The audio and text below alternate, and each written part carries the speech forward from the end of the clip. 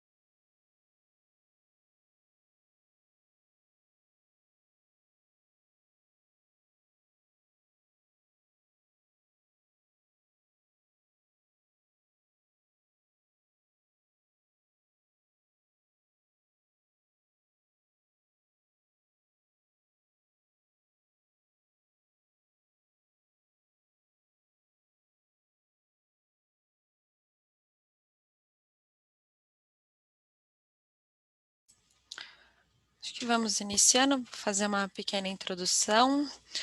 Bom dia a todos, novamente aqui quem fala é Ariadne, sou da Hydroinfo. Hydroinfo é uma consultoria que oferece soluções para modelagem de ambientes aquáticos e nós somos representantes dos softwares MAIC no Brasil. E também organizadores desse que é o primeiro seminário digital de hidroinformática, soluções inovadoras para a modelagem de ambientes aquáticos, em parceria com a DHI, que é idealizadora e responsável pelo desenvolvimento dos softwares MAIC Powered by DJI.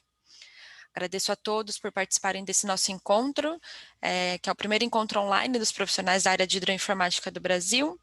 Informo que os microfones permanecerão silenciados durante a apresentação, porém o chat está aberto caso vocês tenham algum problema de áudio ou de vídeo. A palestra de agora é a respeito de modelagem dos processos hidrológicos de florestas tropicais em microbacias. A expectativa é que ela tenha duração entre 40 e 50 minutos e ao final nós abriremos para as perguntas. Tomo a liberdade de apresentar hoje os palestrantes, professor Silvio Ferraz, que é professor na área de manejo de bacias hidrográficas e hidrologia florestal da Exalc, Escola Superior de Agricultura da USP, e a sua mestranda no Programa de Recursos Florestais, Dayana Pena. Muito obrigada a ambos pela oportunidade, pela participação. Sejam todos muito bem-vindos e uma ótima palestra. Muito bom. Obrigado, Ariadne. Acho que a Diana vai compartilhar a tela dela para a gente poder fazer a apresentação.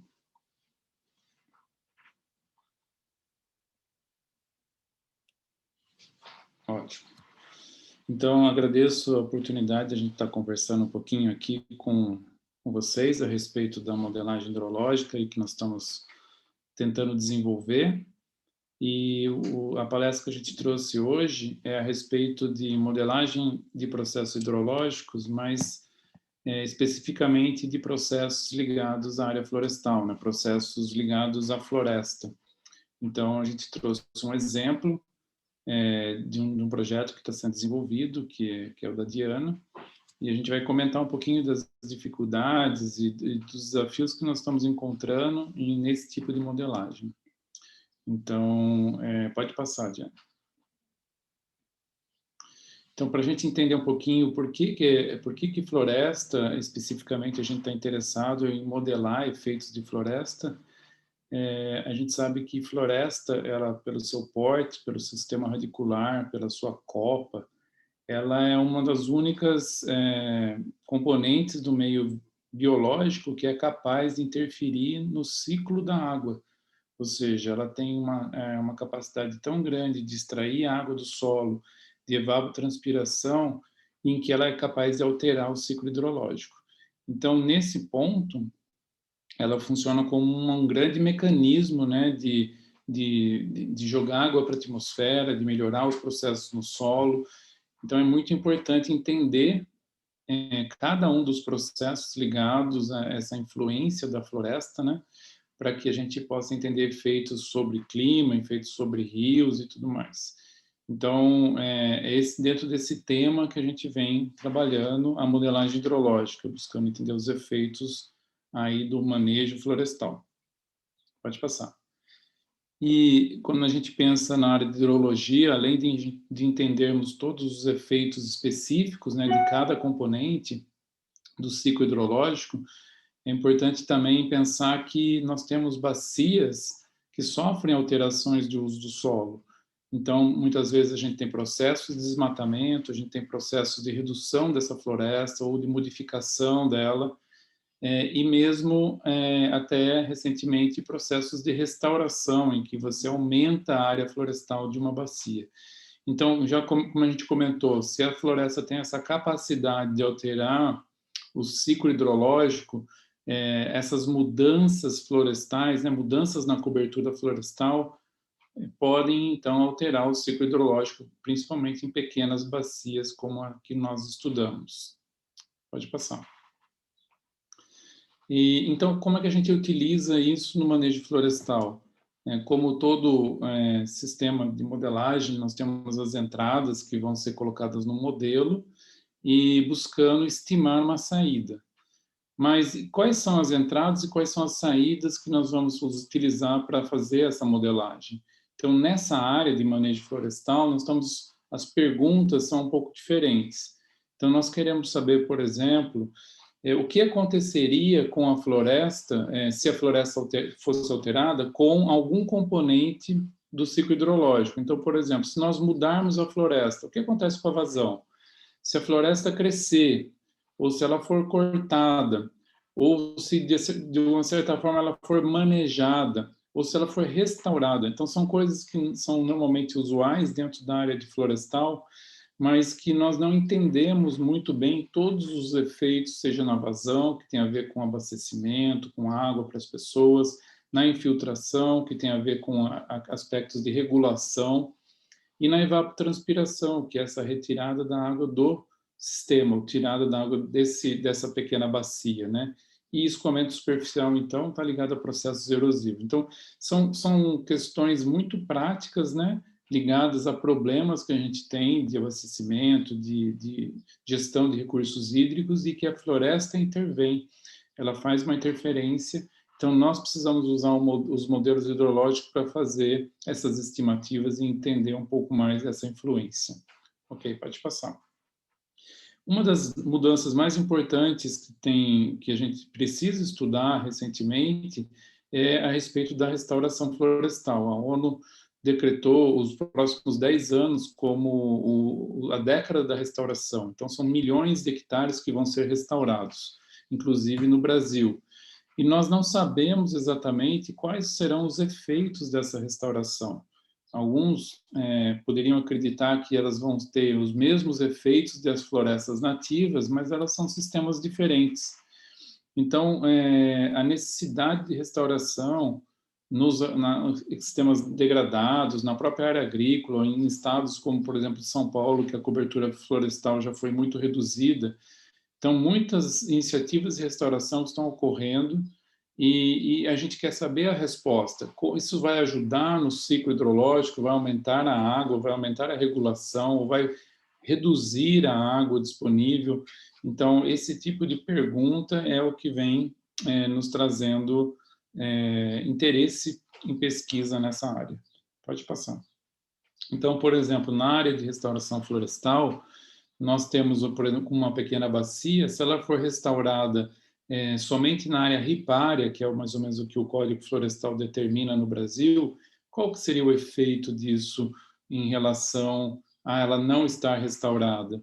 Então, já esse fato, né, de trabalhar, por exemplo, com algumas localizações da bacia, ou seja, a área ripária, ou, por exemplo, a porção mais declivosa, a porção mais alta da bacia, requer um modelo espacialmente distribuído, requer um modelo que contemple os posicionamentos da floresta na bacia, coisas que muitos modelos, né, que não são distribuídos não conseguem estimar. Então, as diferenças entre colocar a floresta numa porção da bacia ou na bacia como um todo, esses diferentes posicionamentos topográficos dessa floresta, necessitam um entendimento espacial disso, porque são escolhas que vão ser feitas em relação à restauração florestal. Aí a necessidade de nós utilizarmos um modelo espacialmente distribuído. E no caso, nós estamos testando o modelo Mike-Chi, que é um modelo espacialmente distribuído, um modelo de processo, não teria como ser diferente, porque nós não estamos interessados no resultado empírico, né? Nós queremos entender todos os processos internos que ocorrem devido a essa mudança na cobertura florestal. Então, há necessidade de ser um modelo processual e que seja espacialmente distribuído para que a gente possa utilizar nesse tipo de aplicação.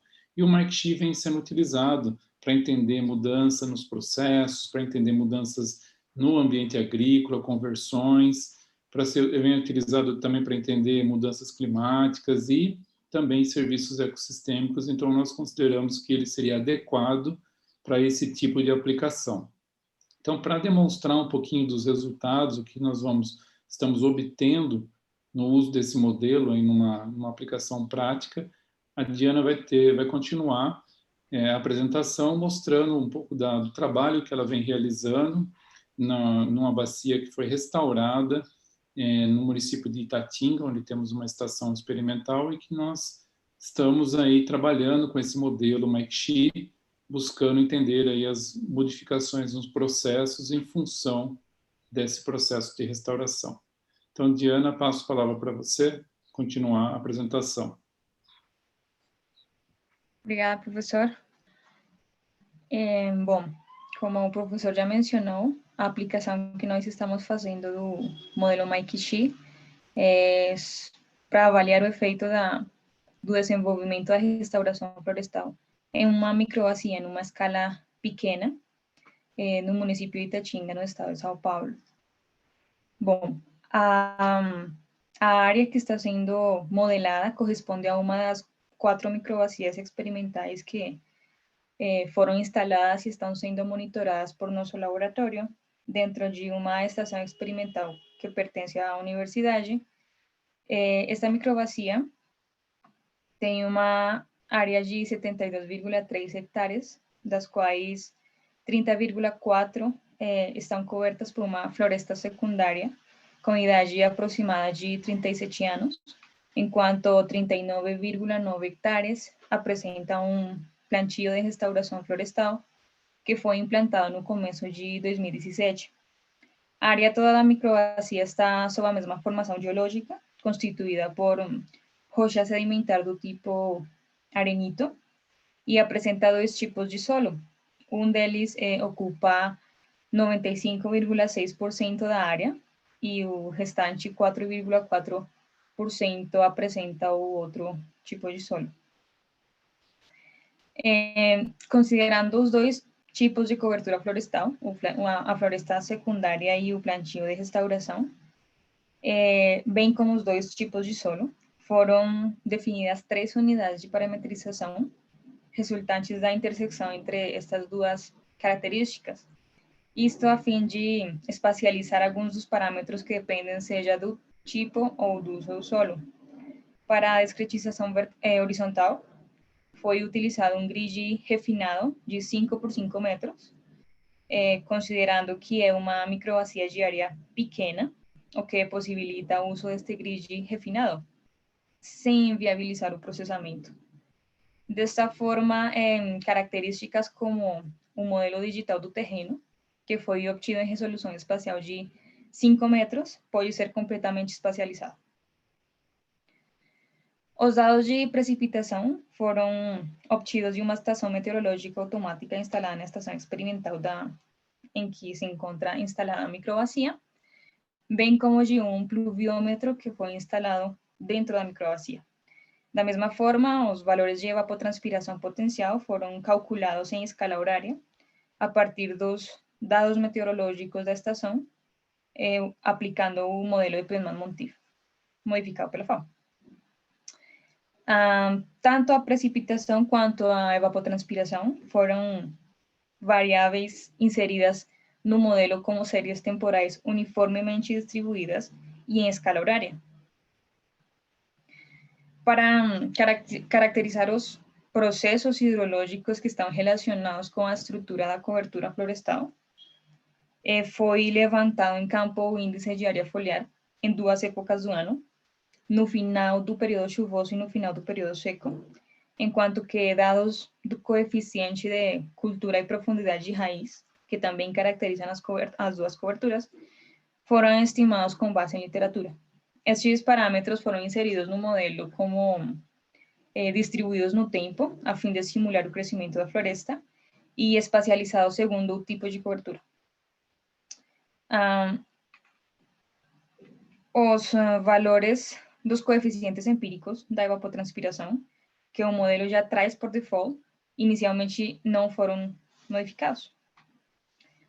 O fluxo superficial foi simulado de acordo com o índice de rugosidade do terreno, a partir do cálculo do número M de Manning, o qual foi estimado segundo o tipo de solo, a partir do valor da curva número.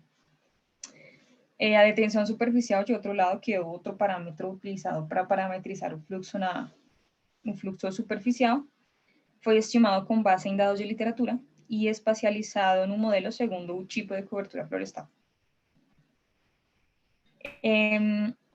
Para a modelagem do movimento da água na zona não saturada, como já mencionei, a microbacia apresenta dois tipos de solo, e para cada um desses tipos foram levantadas amostras de solo indeformadas, que se analisaram em laboratório, e foi obtida, a partir dessas análises, a curva de retenção da água no solo, e derivada desta curva, os valores de saturação efetiva, pressão de capilaridade e pressão e ponto de mucha permanente. Da mesma forma, foi elaborada a curva de condutividade hidráulica, utilizando o valor da condutividade obtida também a partir das amostras analisadas em laboratório, e foram estimados os parâmetros empíricos desta curva, que são alfa, m e n, com a ajuda de um software especializado, a partir dos valores da curva de retenção de umidade do solo. Foram estimados estes coeficientes empíricos. Desse modo, o fluxo na zona não saturada foi simulado aplicando a equação completa de Richards, a equação unidimensional. A curva de retenção de umidade foi inserida dentro do modelo tabulada, enquanto que a curva de condutividade foi estimada a partir do modelo Evan-Gernot.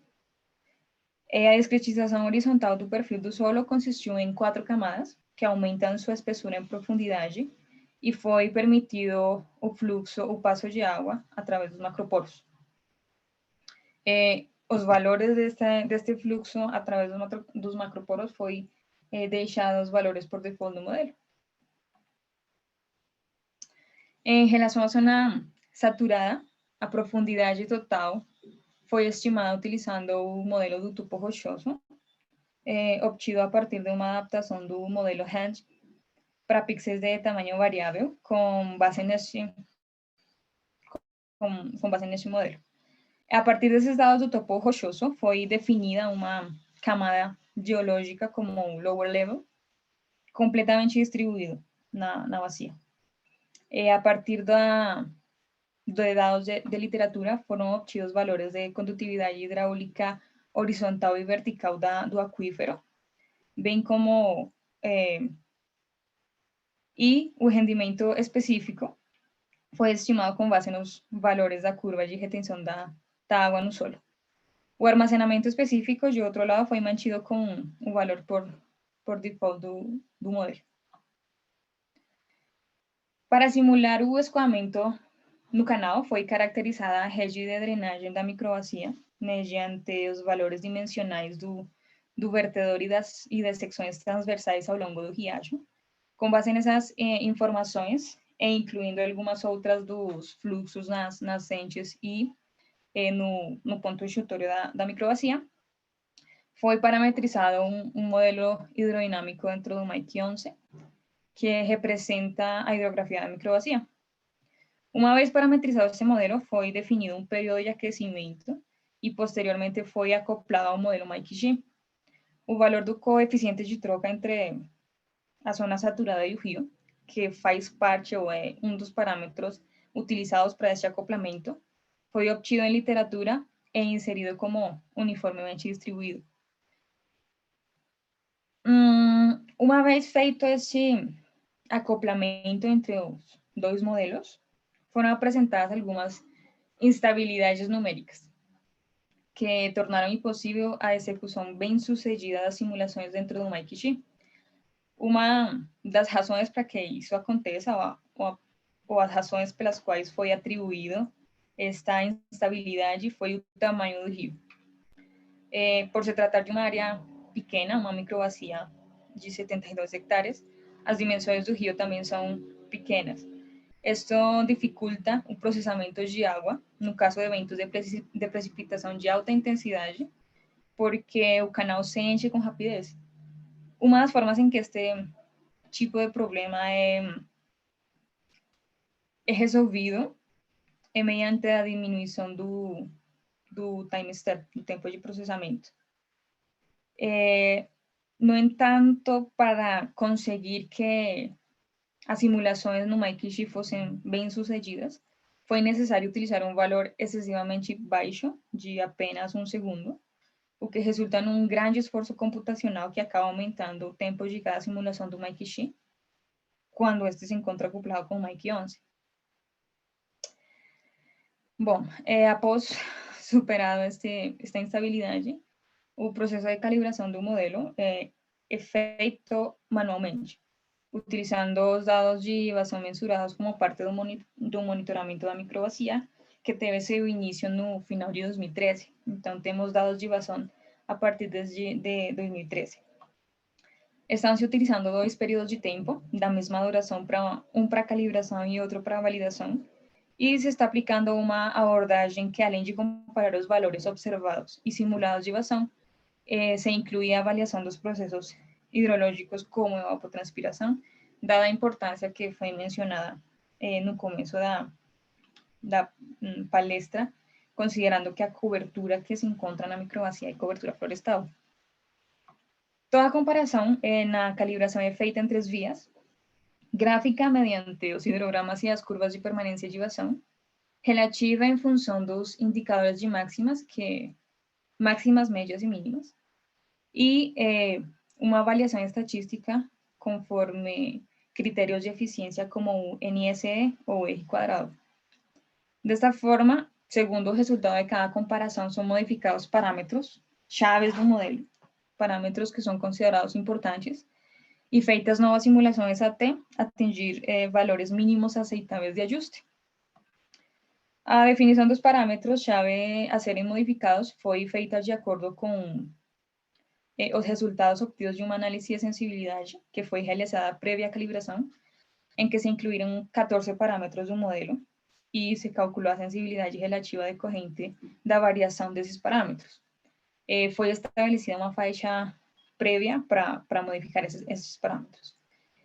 A sensibilidade foi definida tanto para os indicadores quanto para os processos. Para os indicadores, foi utilizado como indicador de máximas o Q5, como indicador de mínimas o Q95 e o de fluvio anual, que representa o total anual representado pelo Q. E também foi calculado pelos processos de evapotranspiração, escoamento superficial e índice de fluxo base. Os resultados desta análise mostraram que a condutividade hidráulica horizontal da zona saturada foi o parâmetro que mais influenciou no modelo, tanto para os indicadores quanto para os processos, com valores de sensibilidade relativa acima do 60%. O coeficiente de cultura também mostrou uma alta influência e o fluxo de água pelos macroporos. Um dos aspectos interessantes desta análise foi que parâmetros como o leakage, que é o coeficiente de troca entre o rio e a zona saturada, este parâmetro não teve influência significativa no modelo, sendo que na literatura é um dos parâmetros, junto com a condutividade hidráulica horizontal do aquífero, que resultam ter uma grande influência. Mas nesta análise de sensibilidade não se obteve esse resultado. Deste modo, poderíamos dizer que há parâmetros no modelo que são de alta importância, independente da escala de modelagem utilizada. Mas há outros, como o leakage, que sim podem ou não ser influentes dependendo da escala em que está se fazendo a modelagem. Também é importante mencionar que a definição dos parâmetros a modificar deve considerar o grau de confiança do parâmetro. Esse grau de confiança está diretamente relacionado com a fonte de onde o parâmetro foi obtido, sendo que se evita modificar aqueles que foram obtidos em campo. Bom, a calibração então partiu de uma simulação base com os parâmetros iniciais. E durante as primeiras simulações se observou uma subestimação da vazão na parte inicial da simulação, que foi atribuída a pobres condições iniciais do solo, sendo que a água estava sendo dirigida diretamente para o aumento do lençol freático. Deste modo, foi feito um período de aquecimento do modelo, a fim de que o solo tenha uma funcionalidade hidrológica e para atingir condições quase estacionárias em que a mudança no armazenamento da zona saturada seja próxima de zero. A definição da quantidade de tempo necessária para esse período pode variar de meses a anos, dependendo das características de cada local. Neste estudo foram necessários aproximadamente 10 anos e encontramos algumas dificuldades em definir este período, porque, como observado na análise de sensibilidade, a condutividade hidráulica horizontal da zona saturada é o parâmetro que mais influencia este modelo. E como a combinação dos parâmetros da zona saturada deve ser consistente com as utilizadas no aquecimento, para manter estas condições quase estacionárias, acaba sendo necessário simular de novo períodos de aquecimento, quando no processo de calibração a variação da condutividade era diferente a um fator de 2, o que resulta numa quantidade de tempo bastante grande para o processo de calibração. Estas figuras ilustram um pouco de como está sendo o processo de calibração e validação do modelo e as variações na vazão decorrentes de mudanças em diversos parâmetros, mas também de mudanças estruturais do modelo, e com ajustes estruturais me faço referência a, por exemplo, o ajuste da elevação do rio, do MAIC 11 em relação com a topografia, no MAIC X, que por serem escalas diferentes, é usual ter que aplicar certas correções. Nesta última figura, como talvez vocês perceberam, tem 2 aumentos observados na vazão da microbacia que o modelo não está simulando, o que se deve à falta de dados de precipitação para estes 2 eventos. Deste modo, ressaltamos a importância de ter uma alta qualidade nos dados de entrada do modelo, porque a falta desta qualidade pode prejudicar consideravelmente o ajuste do modelo. Nesta tabela se encontram já alguns dos valores dos critérios estatísticos de ajuste obtidos para algumas das simulações realizadas no processo de calibração. Aqui se observa, por exemplo, que o eje quadrado apresenta valores de ajuste satisfatórios acima de 0,8, a partir dos quais poderíamos pensar que o modelo está ajustado à dinâmica da microbacia. No entanto, quando entramos no detalhe de avaliar os processos hidrológicos do balanço, nestas mesmas simulações, observamos que os valores da evapotranspiração são muito menores, ou são muito baixos, para uma área florestal onde dita evapotranspiração deveria estar próxima ou acima de 80%. E, além disso, estas simulações ainda apresentam altos valores de armazenamento na zona saturada, mostrando que talvez não mantém esse estado quase estacionário que o modelo deveria ter. Neste caso, estou apresentando outras das simulações feitas em que se tentou corrigir o problema dos processos e comparado com os valores anteriores de eje quadrado, observamos que os valores de estas nuevas simulações são menores. No entanto, os processos se encontram melhor ajustados do que nas simulações anteriores. Desta forma, resaltamos como, embora o modelo não represente, o modelo representa bem a vazão da microbacia, isto não necessariamente significa que está representando adequadamente toda a dinâmica da microbacia, pelo que os processos hidrológicos devem ser considerados dentro do processo de calibração e validação. Além disso, os procedimentos de calibração automática que hoje conhecemos não incluem estes processos. Geralmente incluem valores de vazão ou valores do lençol, mas não incluem os processos, o que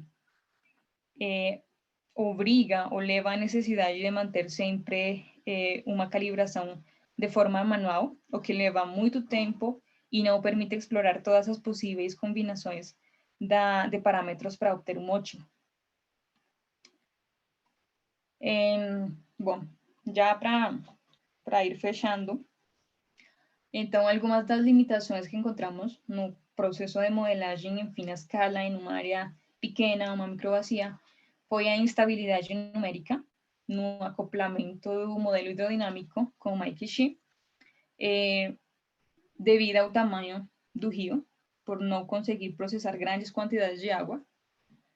Uma segunda limitação em torno da qualidade dos dados. No caso do nosso estudo, foi a qualidade de dados de precipitação. No entanto, é importante que todos os dados de entrada tenham uma alta qualidade, tanto precipitação quanto evapotranspiração ou vazão, para poder ajustar adequadamente o modelo. Também ressaltamos a necessidade de procedimentos de calibração automática que incluam os processos hidrológicos para que o modelo consiga representar uma dinâmica realmente aderida à realidade da área. E também ressaltamos a necessidade, como vários outros artigos em literatura mencionam, de ter uma condutividade hidráulica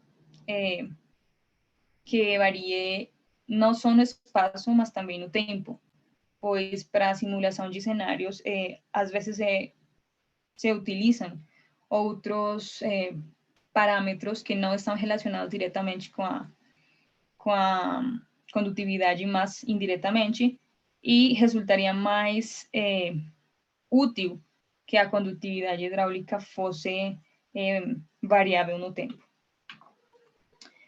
Já para terminar as conclusões, então, são os desafios da modelagem em fina escala, que está em torno de essa instabilidade numérica a causa do tamanho do rio, a alta sensibilidade da condutividade hidráulica no caso do estudo de caso, resultou ou afetou o processo de calibração por demora no estabelecimento do aquecimento. A modelagem dos processos, que é importante não só observar a vazão dentro da microbacia, e o potencial da modelagem para entender esses efeitos.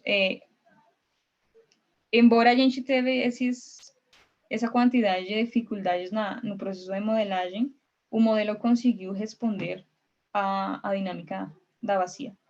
Então, o modelo tem um grande potencial para entender efeitos em áreas com coberturas florestais. Muito obrigada.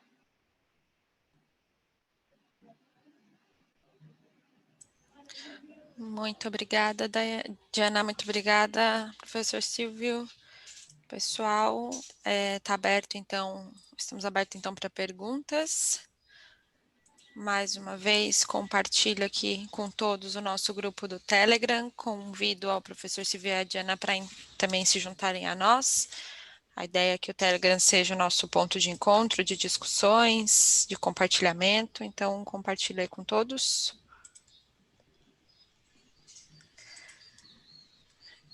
Pessoal, e também a nossa pesquisa de satisfação e qualidade, que é bastante importante aí para seguirmos trazendo boas informações e melhorando a cada dia.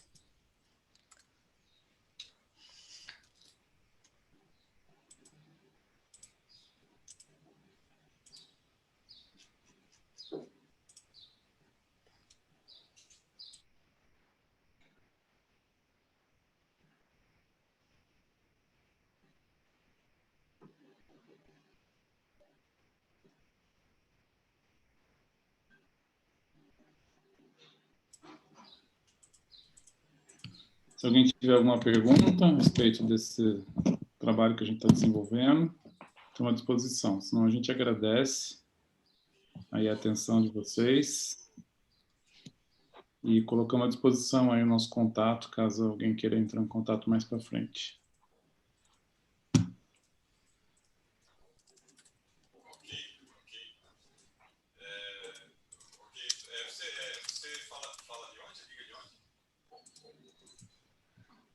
O Thiago está escrevendo aqui a pergunta para a gente, pessoal. Ok. Mas liga de...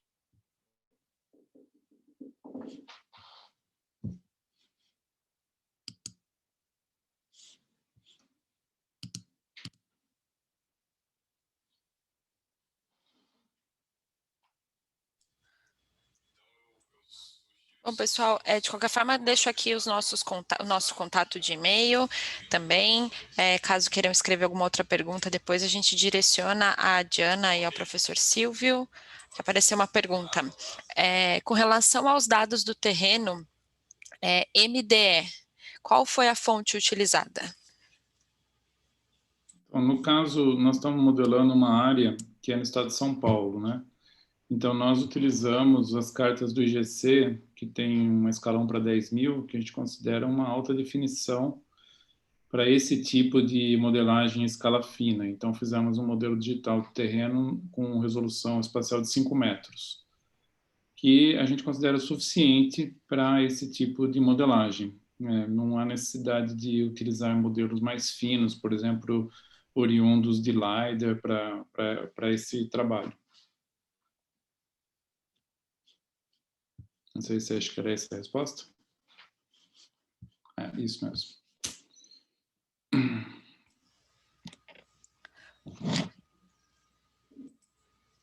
Era isso sim, agradeceu, aqui o Thiago agradeceu, professor. A joia. Bom, mais uma vez, professor Silvio, Diana, obrigada pela disponibilidade de vocês. Desculpa novamente o atraso, mas deu tudo certo no final. Agradeço muito a todos por participarem. Deixei o link também da próxima palestra. A nossa próxima palestra do dia é com o Alejandro. E com isso finalizamos também esse evento que foi bastante proveitoso. Espero que todos tenham tirado o máximo de informações e conteúdo. Obrigada, professor Silvio. Obrigada, Diana. Parabéns pelo trabalho e boa sorte. Eu que agradeço. Obrigado a vocês aí pelo suporte também, tá bom?